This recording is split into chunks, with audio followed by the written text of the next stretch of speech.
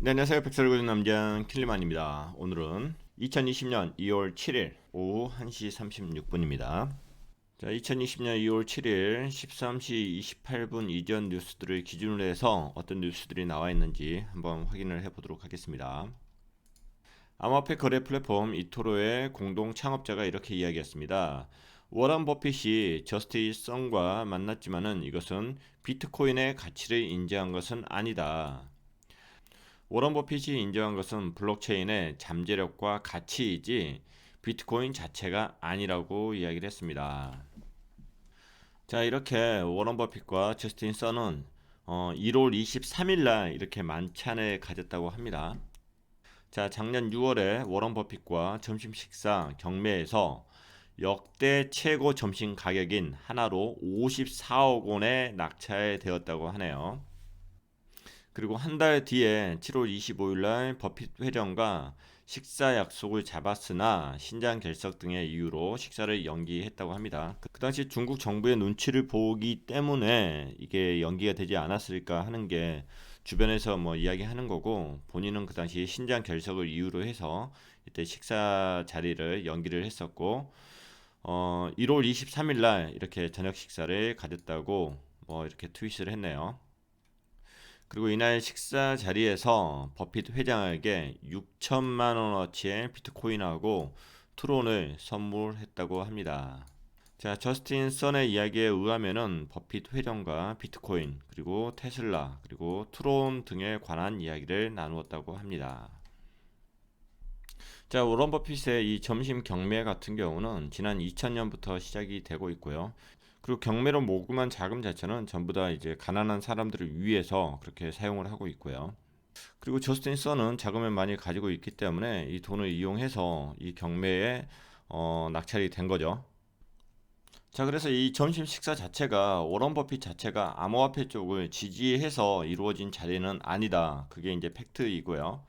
그리고 이런 자리를 통해서 암호화폐 시장 자체가 전통 시장 그리고 일반인한테 많이 알려질 수 있는 좋은 기회가 되지 않았을까, 뭐 그렇게 평가하고 넘어가면 될 것 같아요. 하지만 이더리움의 창시자 비탈릭 부텔린 같은 경우는 6일날 트위터를 통해서 이렇게 이야기했습니다. 나는 트론의 신뢰성 결여가 스캠이라는 표현까지 들어가 있네요. 이 신뢰성 결여가 고급 R&D 연구개발 인재 유치를 방해하는 큰 요인이라고 생각합니다. 자, 블록체인 시장에서 오랫동안 있었던 사람들 같은 경우는 트론 자체가 컨트롤 C, 컨트롤 V 모든 게 남의 걸 카피했던 그 출신 성분에 대해서 굉장히 싫어합니다. 그리고 그런 행동들 자체가 연구개발 시장에서 굉장히 악영향을 끼치고 있다. 이렇게 평가를 많이들 하고 있습니다. 하지만 투자자의 입장에서 트론을 과거의 시선으로만 바라보고 있으면은 뭐 안 될 것 같아요. 과거의 모습하고 현재 자금력이 있는 상황 속에서 시스템을 만들어 나가는 거하고는 전혀 다른 트론이라고 생각하시는 게 더 맞지 않을까 싶습니다. 타임스퀘어에다가 트론을 광고하는 거나, 자, 이렇게 워런 버핏을 만나서 식사를 하는 거나, 이런 부분들은 돈을 써가면서 충분히 마케팅을 하고 있는 거고, 이런 부분들은 생태계에 긍정적인 영향을 주는 거다. 저는 이렇게 생각을 합니다. 블록체인 분야가 신생 사업 분야라고 해서 뒤에서 조용하게 있을 필요는 없다고 생각을 해요. 블록체인도 기회가 왔을 때 일반적인 전통 시장에 자꾸 알리는 것 자체는 굉장히 중요하다. 이렇게 생각을 합니다. 자, 라이트코인 공동 설립자가 이런 이야기를 했습니다. 신종 코로나 확산이 채굴기 제조업체 자금 부담을 가중시키고 있다. 자, 그 사람은 왕신시라고 하니까 중국 사람으로 보이고요. 신종 코로나 바이러스 확산으로 인한 A식 채굴기 배송 지연 문제에 대해서 A식 채굴기가 단체 배송 지연된다면 해시레이트는 당분간 큰 영향을 받지 않을 것이라고 밝혔습니다. 바이러스가 진압되면 해시레이트가 급등할 수 있습니다. 다만 일부 A식 채굴기만 배송 지연될 경우 새 채굴기를 받지 못한 채굴자들에겐 큰 압박이 될 것이라며, 어떤 상황이든 간에 채굴기 제조 업체는 자금 흐름에 큰 지장을 받을 것이라고 덧붙였습니다.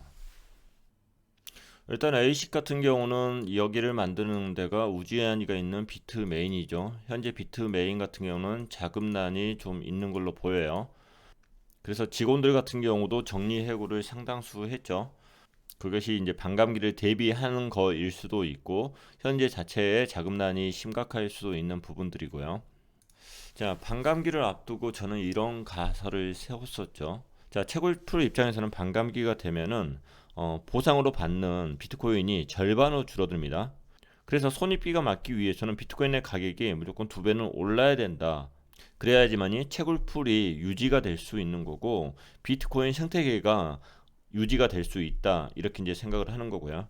그렇다 보면은 이제 3개월만 버티면은 비트코인 가격이 2배가 된다. 그러면은 자금이 부족하더라도 채굴풀에서는 비트코인을 현재 파는 게 아니라 최소한 반감기 이후에 팔려고 하고 있지 않을까 이런 가설을 세웠었죠. 근데 비트메인이나 채굴풀에서 현재 자금난이 굉장히 심각하다. 그러면은 계속 유지하고 있는 비트코인을 먼저 시장에 팔 수도 있다. 또 이렇게 생각을 할 수가 있습니다. 충분히. 하지만 이렇게 생각한다 해도 비트코인 가격이 이것 때문에 많이 떨어질 것 같지는 않아요. 왜냐하면 반감기라는 그 트리거 자체가 굉장히 큰 기대치이기 때문에 그 기대치가 더 크게 작용하지 않을까 하는 게 개인적인 생각입니다. 그리고 여기서는 지금 채굴기에 관련된 이야기만 했는데 지금 채굴기뿐만이 아니라 중국에 있는 공장들이 다 멈춰 서고 있습니다. 주식 자체는 중국에서 지금 자금 지원을 해가지고 어느 정도 하락선을 멈췄지만은 실질적인 현물 시장에 있어서 모든 경제 자체가 지금 올스탑 되고 있는 상황들이에요. 자, 신문을 보니까 뭐 이런 내용이 있네요. 현재 울산 5호 공장의 제네시스 생산 라인이 올 스탑을 했다고 합니다. 제네시스는 지금 현대 자동차, 우리 한국 자동차 이야기를 하는 겁니다. 그 자동차 안에는 와이어링 하네스라는 부품이 있는데 그 부품을 중국에서 생산하는데 이 부품 자체가 생산이 지금 중국에서 되고 있지 않아요. 그러다 보니까 완성품인 제네시스를 생산할 수 없는 상황까지 온 거예요.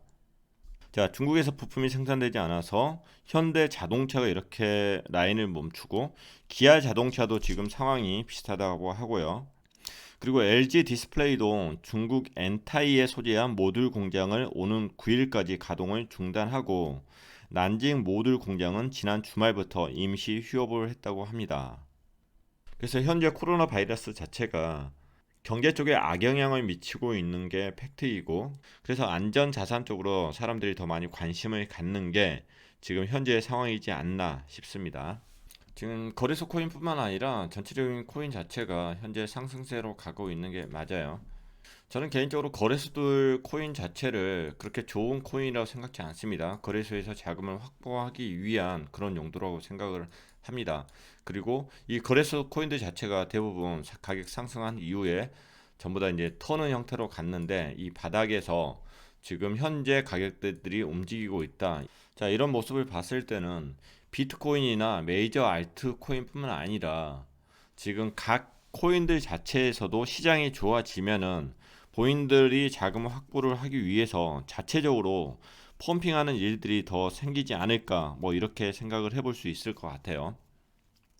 그래서 많은 사람들이 현재 메이저 코인뿐만 아니라 정말 자발트 쪽에 많이 물려 있고 2년 동안 많이 힘들었겠지만은 그 자발트에도 기회가 또 있지 않을까 하는 생각을 해봅니다. 하지만 자발트들이 가격이 상승한 이후에 그 가격대에 계속 유지되고 시장이 그것을 인정을 해준다? 그러지는 못하지 않을까 싶습니다. 자, 그래서 기회가 왔을 때 항상 리밸런싱을 하려는 노력들이 필요하지 않을까 싶습니다. 자, 리서치에 의하면은 100비트코인 이상 거래한 건수가 전일 대비해서 26.58%가 증가했다고 합니다. 최근 뉴스 보면은 이게 온체인의 거래량이 증가했다 이런 이제 이야기들이 많이 나와요. 뉴스들이 많이 나오고 있습니다. 저는 이걸 좀 긍정적인 신호로 보고 있어요.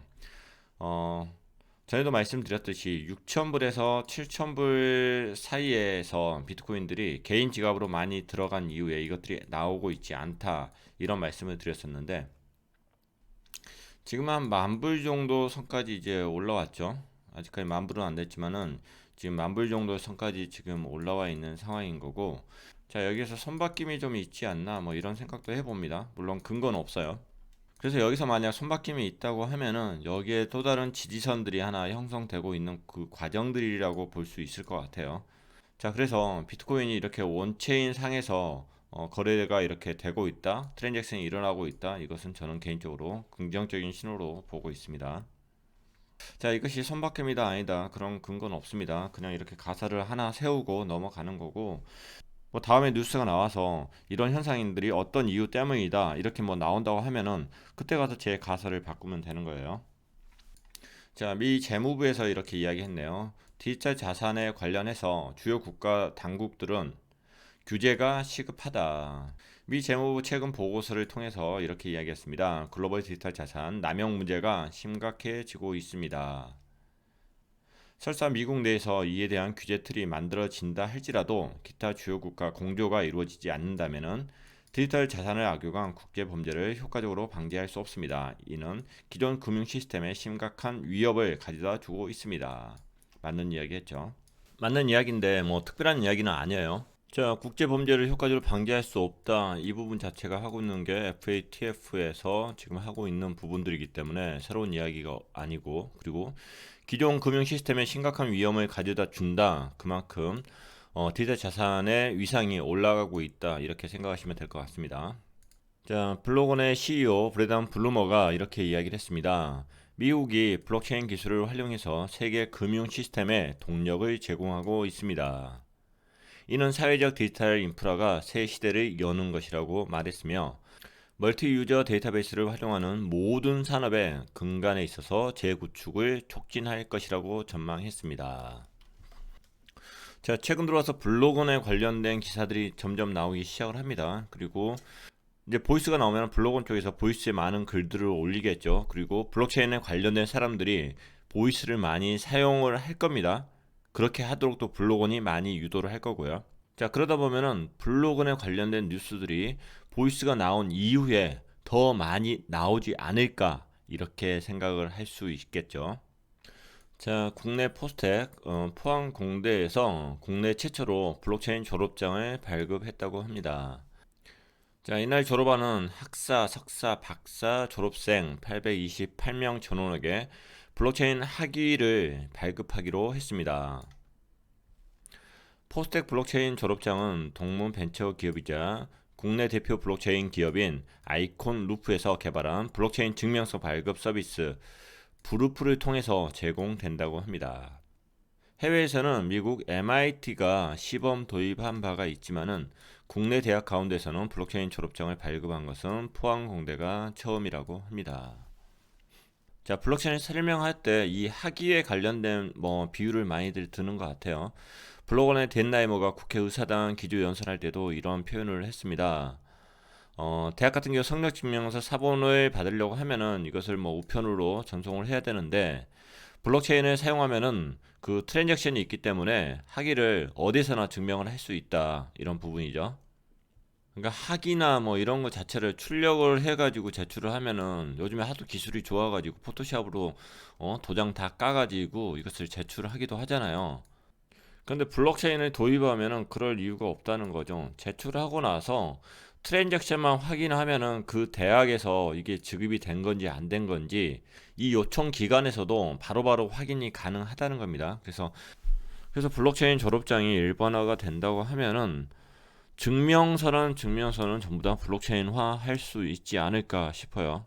그래서 포항공대에서 블록체인 졸업장을 최초로 이렇게 발급했는데 이건 앞으로 굉장히 일반화되지 않을까 싶습니다.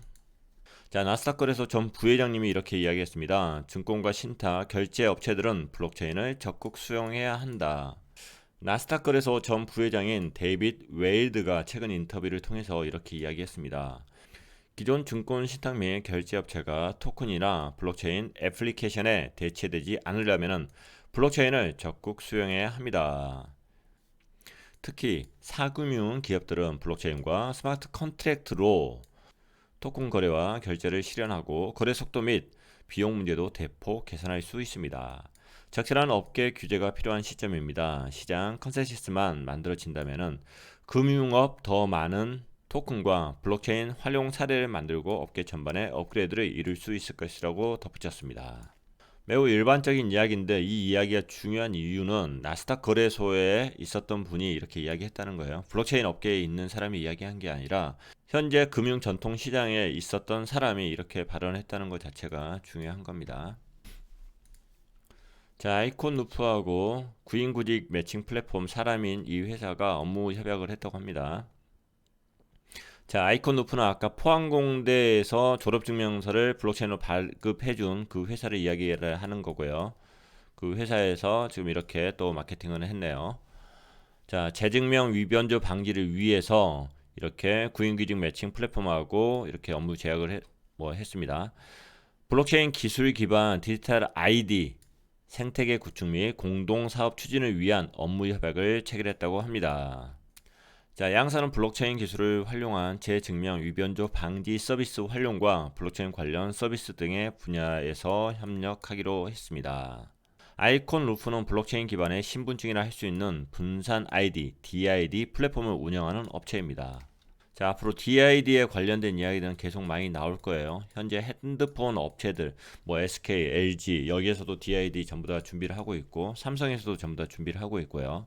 그리고 이오스에 있는 보이스에서도 DID에 관련된 이야기가 나올 겁니다.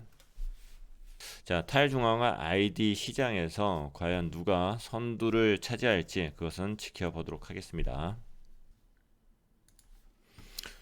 재밌는 기사가 하나 있었네요. SEC 의원에 의하면은 암호화폐 스타트업에게 유예기간 3년을 적용해 주기로 제안을 했다고 합니다.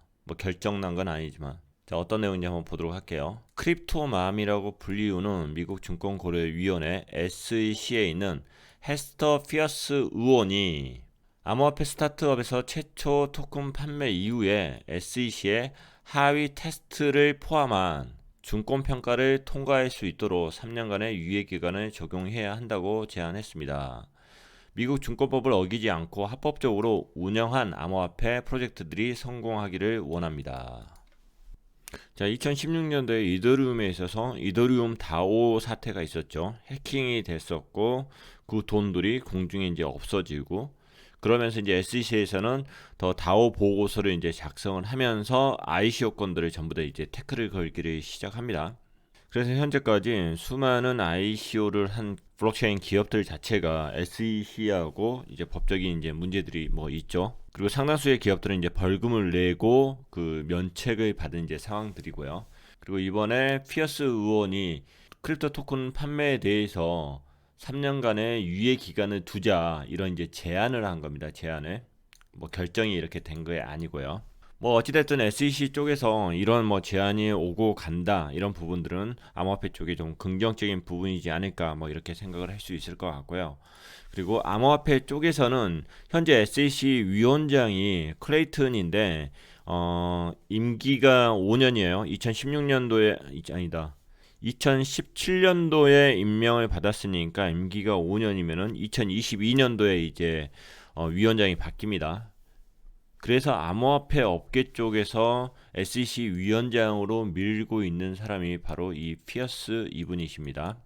그래서 헤스터 피어스가 암호화폐 쪽에 그리고 블록체인 쪽에 대변인 역할을 해주는 발언들을 많이 하는 SEC 위원이다. 이 정도만 알고 넘어가시면 될 것 같습니다. 자, 그리고 호주 정부가 국가 블록체인 계획을 발표했다고 합니다. 호주 정부가 지난 1년간의 준비 과정을 거쳐서 국가 블록체인 계획을 7일날 발표했습니다. 해당 정책 로드맵은 호주의 신생 블록체인 산업을 세계적으로 선두 기업으로 만들고 와인, 은행, 금융 산업을 성장시키는 것을 목표로 하고 있다는 게 미디어 측 설명입니다. 앞서 작년 3월 호주의 산업과학기술부와 무역관광 투자부는 국가 블록체인 계획 및 로드맵을 발표한 바가 있습니다.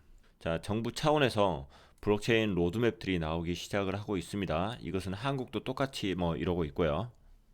자, 이런 부분들은 모든 나라가 동일하게 이렇게 가고는 있습니다. 시장 분위기가 좋다 이렇게 말씀드릴게요. 자, IC그룹 4분기 실적 발표를 하는데 벡트를 핵심 산업으로 소개를 했다고 합니다. 자, ICE는 뉴욕 증권거래소를 가지고 있는 모회사죠. 그리고 벡트는 비트코인의 선물 거래소가 바로 벡트이고요. 자, IC그룹이 컨퍼런스 콜을 통해서 2019년 4월 분기 실적을 발표했다고 합니다. IC의 지난 4분기 주당 순이익이 전년 동기 대비 1% 증가했고, 이에 대해 IC 측은 14년 연속 기록적인 수익을 기록했다며 선도적인 기술과 시장 전문성을 바탕으로 다양한 자산 클래스와 지역을 아우르는 서비스를 제공한 결과라고 설명했습니다. 자, 주목할 점은 이번 컨퍼런스 콜에서 벡트가 핵심 성장 산업으로 소개된 것입니다. IC 측은 이날 벡트의 최근 동향과 함께 브릿지2 인수 계획을 발표하며 디지털 자산 전략이 2단계 진입했다고 이야기했습니다. 디지털 자산의 전체 라이프 사이클을 지원할 것이라고 설명했네요. 회사 또한 2020년 벡트의 중점 사업으로 소비자 어플리케이션의 보급이라고 강조했습니다. 자, 2월 7일 뉴스는 대충 다 봤고 2월 6일 뉴스 몇 개 한번 짚어보도록 할게요. 자, 리서치에 의하면은 벡트 비트코인 선물 미결제 약정 규모가 역대 최고치를 경신했다고 하네요. 자, 미결제 약정을 투자에 있어서 보조 지표로 사용할 수 있다고 말씀드렸죠. 자, 선물 시장에서 미결제 약정이 올라가고 있다. 계속 그 규모가 커지고 있다. 그렇다고 하면은 선물 시장의 트레이더들은 현재의 시장이 그대로 유지될 것이다 이렇게 본다고 말씀드렸죠. 그래서 현재 시장이 상승하고 있으면은 미래 시장도 상승할 거라고 생각을 하는 거고, 현재 시장이 하락을 하고 있으면은 미래 시장도 하락을 하겠다 이렇게 베팅을 한 거예요. 만약에 미결제 약정이 줄어든다 그러면 반대겠죠. 현재의 시장 자체가 바뀔 것이다 이렇게 이제 베팅을 하는 거죠. 그래서 현재 시장이 상승을 하고 있지만 미결제 약정이 줄어들었다. 그렇다고 하면은 앞으로 시장 자체는 떨어질 것이다. 여기에 베팅을 한 거죠. 그리고 만약에 시장 자체가 지금 떨어지고 있는 상황에 미결제 약정 자체가 줄어들고 있다. 그러면 이게 방향이 바뀌겠죠. 앞으로 미래의 시장 자체는 조만간 좋아지겠구나. 이렇게 베팅을 했다. 볼 수가 있어요. 자, 그러면은 벡트를 근거로 해서 벡트 자체가 기관 투자자들이 들어가서 투자를 하는 곳이죠. 거래량은 많지 않지만은 굉장히 의미 있는 거래소이다 이렇게 볼 수 있죠. 그래서 미결제 약정이 현재 상승을 하고 있고, 현재 시장이 올라가고 있나요? 떨어지고 있나요? 이거 판단은 뭐 사람마다 틀릴 수 있겠죠. 하지만 저는 현재 시장 자체는 상승하고 있다 이렇게 보이고요. 지금은 다 이렇게 생각하고 계시겠죠. 그러면은 최소한 벡트 선물 거래소의 트레이더들은 앞으로 미래 시장 자체는 현재 올라갈 것에 베팅을 한 것이다 이렇게 판단을 하시면 됩니다. 자, 하나의 보조 지표로 이렇게 생각을 해 주시면 될 것 같아요. 최근에 와서 선물 미결제 약정에 관련된 뉴스들이 계속 나오는데, 방금 그 내용은 이해를 해 두시면은 이런 뉴스 쳐내기가 굉장히 쉽습니다. 자, 비트맥스가 CFTC 조사 착수에도 사용자 신뢰가 견고하다고 이렇게 이야기를 한 것 같아요. 현재 비트맥스가 CFTC의 조사를 받고 있다고 합니다. 굉장히 긍정적이라고 생각을 해요. 현재 현물 시장 같은 경우는 선물 시장 자체가 쥐었다 폈다 하고 있죠. 가격을 선물 시장에서 조정을 하고 있어요. 그런데 CFTC가 이렇게 조사를 하고 있는 기간 안에는 비트맥스가 뻘짓거리는 최소한 못하지 않을까 싶어요. 자, 이렇게 CFTC가 비트맥스를 조사하는 기간 동안 비트맥스가 묶여 있다 생각하면은 현물 시장은 현물 시장의 시장 원리에 의해서 가격대가 움직일 겁니다. 그렇다고 보면은 반감기가 5월인데 5월 동안 그 기대 심리에 의해서 더 올라갈 수 있지 않을까 싶어요. 그래서 개인적으로 이 뉴스는 굉장히 현물 시장 입장에서는 긍정적인 뉴스이지 않을까 저는 이렇게 판단하겠습니다. 자, 그리고 여기서 이야기한 것처럼 바이낸스 마진 거래소 플랫폼이 빠르게 성장하고 있다고 이렇게 나와 있는데, 최근에 바이낸스에 상장한 그 상품들이 있어요. 그 상품에 해당한 프로젝트 같은 경우는 앞으로 변동성이 더 많이 나오지 않을까 뭐 이렇게 예상을 해볼 수도 있겠죠. 바이낸스에 올라간 코인 같은 경우는 그만큼의 유동성이 있기 때문에 바이낸스에다 올렸다 생각해요. 그렇기 때문에 바이낸스 선물 시장에 올라간 그 프로젝트 같은 경우는 긍정적으로 바라봐도 되지 않을까 이렇게 생각을 합니다. 자, 외신에 의하면은 일본 외무성 정무관에서 7일, 그러니까 오늘이죠, 디지털 화폐 발행 제안서를 발표할 계획이라고 합니다. 자, 디지털 화폐니까 CBDC죠. 자, 일본도 앞서가고 있습니다. 자, 노리히로 정무관은 일본에서 디지털 화폐를 활용할 수 있는 제안서를 발표하기에 앞서 미국, 일본, 영국, 스위스, 스웨덴, 캐나다 등 6개국 중앙은행과 국세청장은행 실무 관계자와 디지털 화폐 관련 연구 추진을 희망하는 바라고 말한 바가 있습니다. 중국의 중앙은행 발행 디지털 화폐는 기존의 국제 준비 통화 시스템과 통화 패권에 대한 도전이라고 생각합니다. 미국 없이는 중국의 이러한 도전에 대응할 수 없습니다. 자, 일본은 재빠르게 미국 쪽에 이제 달라붙고 있죠. 자, 올해는 어찌됐든 올해는 CBDC에 관련된 구체적인 이야기들이 점점 흘러나올 것으로 예상을 할 수 있을 것 같아요. 자, 한국 같은 경우도 이야기를 쏙 바꿨죠. 2019년 10월달 뉴스에 보면은 한국은행은 한국에 블록체인을 활용한 디지털 화폐가 필요 없다 이렇게 이야기를 했었는데 현재는 완전히 입장을 바꿨죠. 자, 2019년 12월 10일 날 가서 한국은행이 암호화폐 전문가를 뽑는다고 이야기를 했고, 그리고 2020년 2월 4일 날 와서는 디지털 화폐 연구팀을 꾸리겠다. 그리고 CBDC에 집중 연구하겠다. 이런 이야기를 합니다. 자, 한국은행이 중앙은행 발행 디지털 화폐 CBDC 연구 전담 조직인 디지털 화폐 연구팀을 꾸렸습니다. 연구팀은 이론적인 연구를 넘어서 디지털 화폐 구현에 필요한 기술 기반까지 심도 깊게 다룰 예정입니다. 연구팀 절반은 IT 전문가로 구성했고 기술반을 별도로 조직했습니다. 단순히 시장 조사를만 하려면 IT 전문가를 뽑지는 않았겠죠. 다만 한국은행은 이번 연구팀 조직이 디지털 화폐 발행을 전제로 하지 않는다. 이 점을 강조했습니다. 디지털 화폐 연구팀은 7명 규모로 꾸려졌습니다. 경제, 경영, 법, IT 등 디지털 화폐 연구에 필요한 다양한 전문가로 구성되었습니다. 기술반 연구를 발전시켜 디지털 화폐 시범 테스트를 진행할 가능성도 열어뒀다고 미디어는 설명했습니다. 자, 홍경식 금융결제국 국장이 이렇게 이야기했네요. 다른 나라 사례를 보면은 암호화학, 정보 보호, 블록체인, 단말, 네트워크 등 다양한 기술 연구가 동반되고 있습니다. 자, 우리나라도 다방면에서 연구를 진행할 계획에 있습니다. 자, 이렇게 우리가 믿고 따르는 한국은행마저도 입장이 바로바로 변경됩니다. 그렇기 때문에 뉴스를 볼 때 그 뉴스에 있는 것만을 그대로 믿는 것은 굉장히 위험해요. 더군다나 우리는 투자자입니다. 우리가 투자하고 있는 상품 자체가 미래의 가치가 지금의 가치보다 월등하게 좋아질 거라는 그 시나리오를 쓰고 들어가는 부분들이기 때문에 뉴스를 봄에 있어서 다양한 시나리오를 써봐야 돼요. 이게 팩트인지 아니면은 이 상황에 있어서 이 사람은 이렇게밖에 이야기할 수밖에 없겠구나. 어떤 상황이 오면은 이렇게 입장이 바뀔 수도 있겠구나. 그래서 뉴스도 많이 읽어야 되고 다양한 나라가 어떻게 지금 움직이고 있는지 그리고 미래가 어떻게 움직일 건지 자 이러한 가설들을 자꾸 세우고 그 가설들 자체를 계속적으로 우리가 맞추기 위해서 꾸준히 공부를 하고 있는 겁니다. 그래서 꾸준한 학습은 매우 중요하다 이렇게 말씀드리고 넘어가겠습니다.